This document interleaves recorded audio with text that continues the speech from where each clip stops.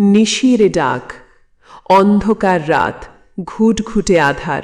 সে রাতে চাঁদ ওঠেনি, তারারাও যেন মুখ লুকিয়েছিল মেঘের আড়ালে। কেবল ঝিঝির একটানা ডাক আর শেয়ালের হাঁক শোনা যাচ্ছিল দূলে কাঁচা মাটির রাস্তা ধরে।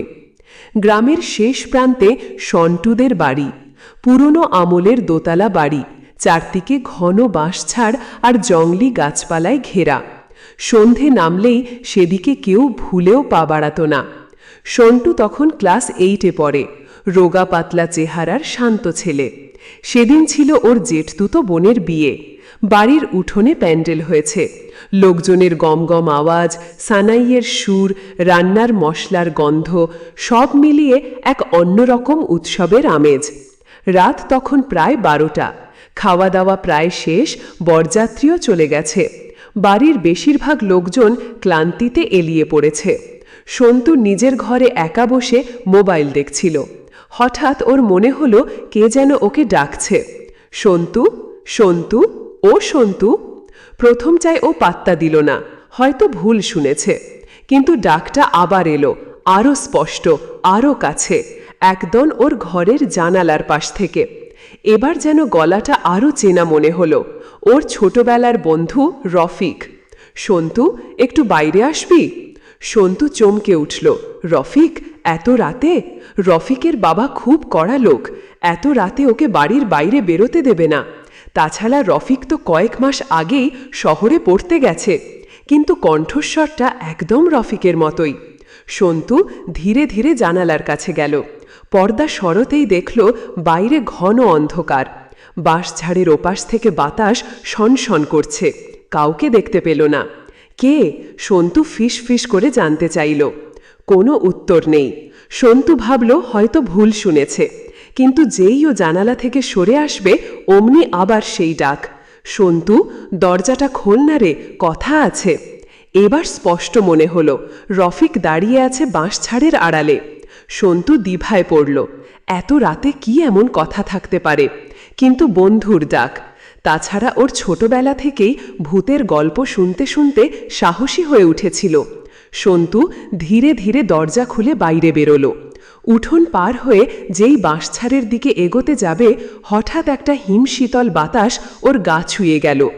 অদ্ভুত একটা গন্ধ, কেমন যেন পচা মাংসের মতো। ওর শিরদাঁড়া বেয়ে একটা ঠান্ডা স্রোত নেমে গেল। রফিক, কোথায় তুই? সন্তু ডাকল। জবাব এলো না। সন্তু এবার বুঝতে পারল কিছু একটা গণ্ডগোল আছে। এই ডাকটা স্বাভাবিক নয়। ও দ্রুত পায়ে বাড়ির দিকে ফিরতে যাবে, তখনই ওর কানে ভেসে এলো একটা দীর্ঘশ্বাস।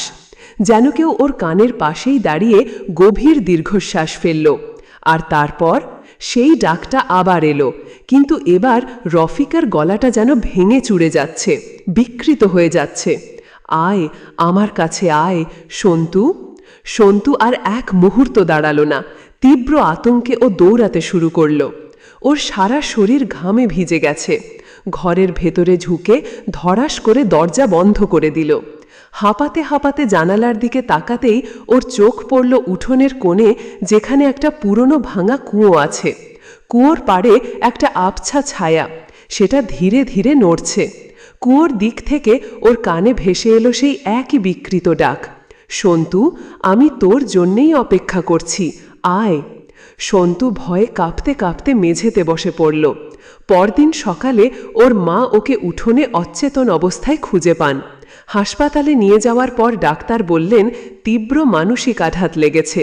সন্তু সুস্থ হবার পর যখন রাতের ঘটনাটা বলতে গেল, কেউ বিশ্বাস করল না। সবাই বলল বিয়ের ক্লান্তিতে ওর মতিভ্রম হয়েছে। কিন্তু আসল চমক অপেক্ষা করছিল। 3 দিন পর শহরের থানা থেকে খবর এলো, রফিকের মৃতদেহ পাওয়া গেছে ওর শহরতলির বাড়ির পেছনে ঝোপের মধ্যে। ডাক্তাররা নিশ্চিত করেছেন ওর মৃত্যু হয়েছিল ঠিক সেই রাতেই যখন সন্তু রফিকের ডাক শুনেছিল। মৃত্যুর সময়টা মিলে গিয়েছিল হুবহু। আর রফিকের শরীরে ছিল পচন ধরা ক্ষত, যা ইঙ্গিত করছিল যে সে সম্ভবত কয়েক দিন আগেই মারা গিয়েছিল। সন্তু আজও সেই রাতের কথা কাউকে বলতে পারে না। ওর চোখে আজও ভেসে ওঠে সেই কুয়োর পাশে নড়াচড়া করা আবছা ছায়াটা। আর কানের কাছে সেই বিকৃত কণ্ঠস্বরটা, আয় আমার কাছে আয় সন্তু। কে ডেকেছিল ওকে সেই রাতে? মৃত রফিকের আত্মা নাকি অন্য কোনো অশুভ শক্তি? সেই রাতের ঘটনা আজও গ্রামের মানুষ ফিস ফিস করে বলে। আর সন্তু, সে জানে সেই রাতে নিশি এসেছিল তাকে ডাকতে, আর সেই ডাকটা ছিল ঠিক বাস্তবতার প্রান্ত ছুঁয়ে থাকা এক বিভীষিকা।